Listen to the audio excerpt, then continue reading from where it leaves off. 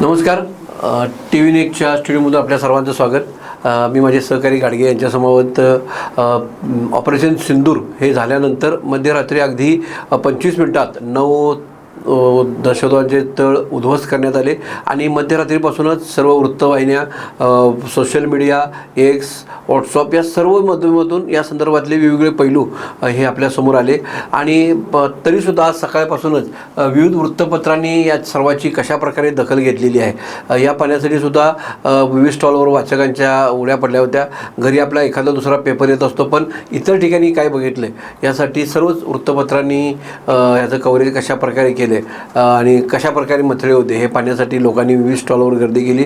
वृत्तपत्रांनीही कोल्हापुरातल्या मोठ्या मोठ्या ठिकाणी ह्याचं डिस्प्ले करून वाचकांना आकर्षित केलं. आम्ही आज सकाळपासून फिरताना आज त्याचा कॉन्ट्रास्ट सेल वाढल्याचंही लोकांनी अगदी आवर्जून नमूद केलं.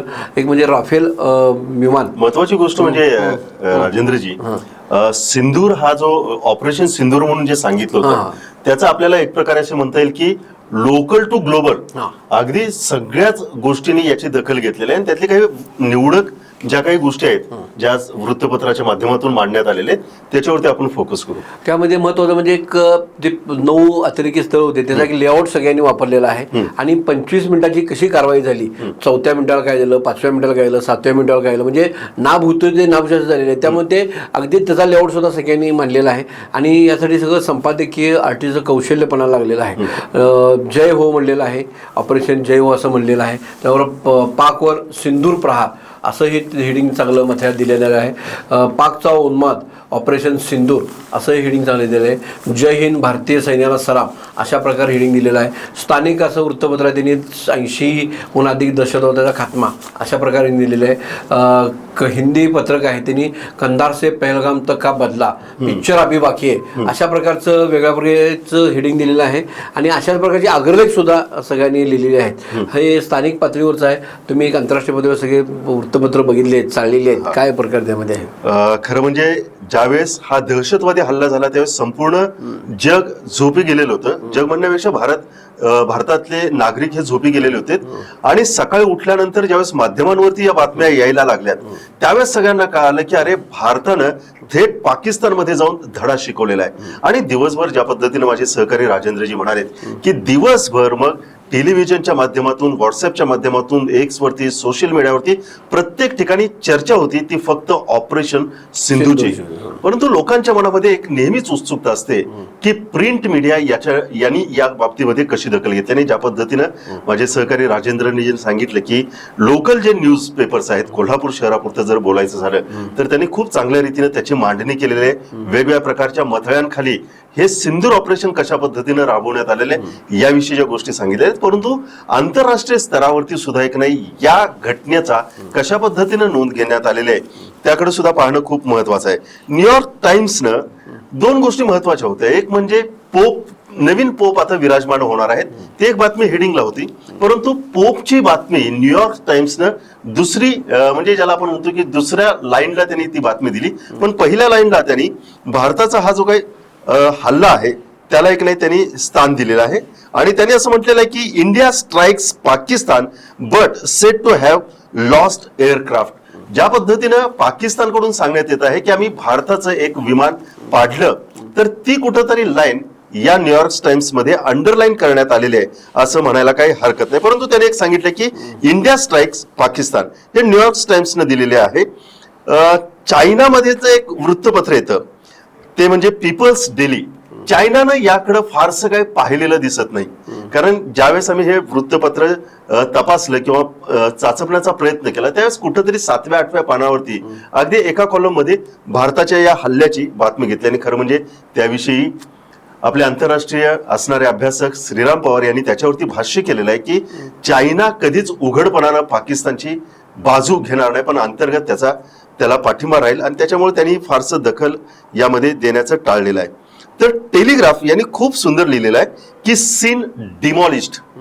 SIN हे जो शब्द आहे, सीन म्हणजे पाप, आणि त्याला त्यांनी इंग्लिश मध्ये लिहिलेलं आहे आणि त्याच्यामध्ये त्यांनी अनेक गोष्टींची छायाचित्र वापरलेले आहेत. एकच फक्त मी गोष्ट या ठिकाणी अधोरेखित करतो की टेलिग्राफच्या माध्यमातून, ती म्हणजे Pak shells kill 12 in Jammu Kashmir, आणि त्याच्यामध्ये छोट्या मुलाचा फोटो त्यांनी छापलेला आहे. जे पाकिस्तान एक परसेप्शन लावण्याचा इंडियाच्या बाबतीमध्ये प्रयत्न करीत आहेत की या हल्ल्यामध्ये आमचे रहिवासी जखमी झालेले आहेत, लहान मुलांवरती हल्ला झालेला आहे.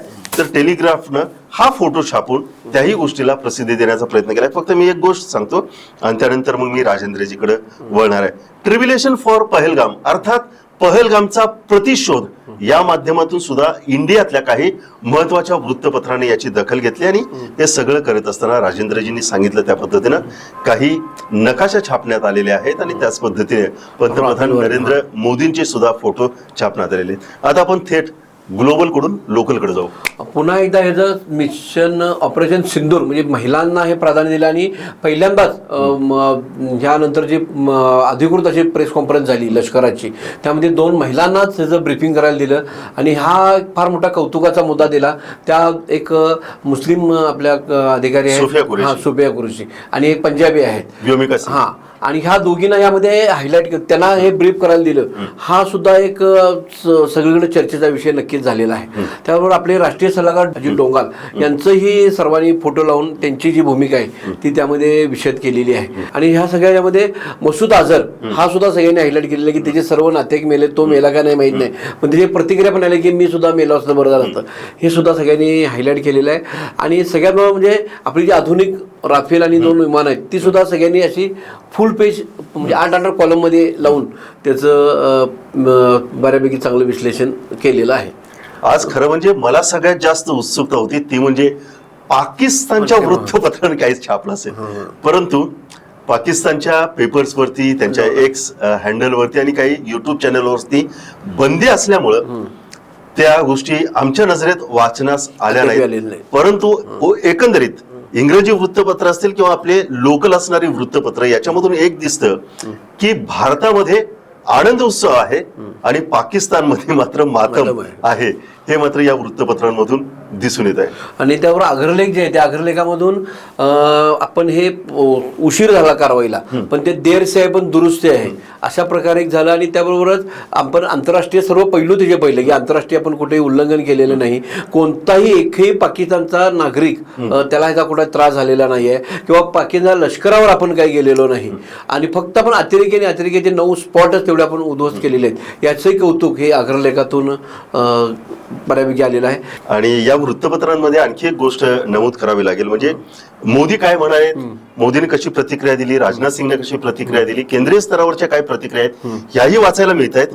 त्याच पद्धतीने विरोधी पक्ष नेते किंवा राज्य स्तरावरचे जे नेते त्यांच्याही प्रतिक्रिया वाचायला मिळाल्यात. आणि त्यासोबतच त्या ठिकाणी स्थानिक असणारे स्वातंत्र्य सैनिक असतील, कर्नल असतील, त्यांच्याही प्रतिक्रिया त्याच्यामध्ये आलेल्या आहेत. तुम्ही सुद्धा लेखांची प्रतिक्रिया घेतली. आणि त्याचबरोबरीनं भारतीय लोकशाही परिपक्व आहे, म्हणजे बाहेरच्या कुठलेही आले तर आपण 105 आहोत असं म्हणून विरोधी पक्षांनीही सगळ्याला समर्थन केलेलं आहे, त्याची नोंद घेतलेली आहे सगळ्या वृत्तपत्रांनी. सर्व राजकीय नेते असतील, काँग्रेसचे असतील, राहुल गांधीपासून असतील, सगळ्यांचं जे मत आहे त्याची नोंद घेतलेली आहे. आणि भारतीय लोकशाही परिपक्व आहे याचं एक हायलाईट. या म्हणजे राष्ट्रावर संकट आलं की ते आम्ही सर्वांसाठी एक आहेत, जरी राजकीय आमचे काही मतभेद असले तरी राष्ट्रीय जेव्हा एखादा प्रश्न येतो तेव्हा आम्ही सर्व एक असणार आहोत, याचं एक प्रतिबिंब यामध्ये ह्या सर्व बातम्यातून आणि खास करून अग्रलेखातून दिसून आलेलं आहे. टीव्ही नेक्स्ट मराठी मात्र आज होणाऱ्या प्रत्येक घडामोडींकडे लक्ष देऊन आहेत. आणि सिंदूर ऑपरेशन नंतर या सिंदूर ऑपरेशनचे कंगोरे काय आहेत, त्याचे अंतरंग काय आहेत, राजकीय स्तरावरती आणि आंतरराष्ट्रीय स्तरावरती त्याचे काय परिणाम होऊ शकतात, यावरचं विश्लेषण आमच्या स्टुडिओमधून आम्ही सातत्यानं तुमच्यापर्यंत पोहोचवण्याचा प्रयत्न करत आहोत. पण तुर्तास सिंदूरच्या माध्यमातून लोकल टू ग्लोबल, फक्त हवा भारताचीच.